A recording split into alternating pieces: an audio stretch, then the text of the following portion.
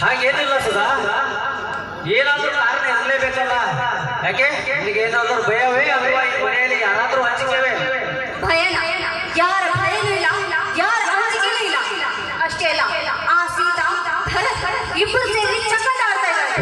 ಅವರಿಬ್ಬರಿಗೂ ಗತಿ ಕಾಣಿಸ್ಬೇಕು. ಓಹೋ, ಒಳಗೆ ಹೊತ್ತಿ ಉರಿತಿದೆ.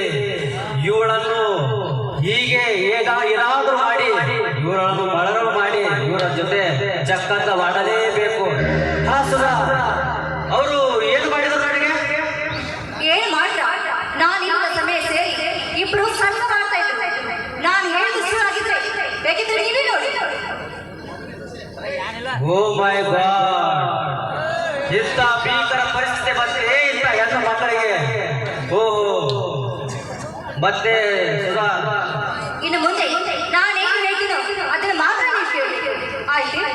ಆಯ್ತು ಸುಧಾ, ನೀನ್ ಹೇಗೆ ಹೇಳ್ತೀಯ ಹಾಗೆ ನಾನು ಕೇಳ್ತೇನೆ. ಆದರೆ ನನಗೆ ನಿನ್ನ ಪ್ರೀತಿ ಬೇಕು ಅಷ್ಟೇ. ಆಯ್ತು, ನನ್ನ ಪ್ರೀತಿಗೆ ಏನು ಕಡಿಮೆ, ನಿಮ್ಗೋಸ್ಕರ ನಾನು ಹಾಡ್ತೀನಿ. ಆಯ್ತು ಸುಧಾ.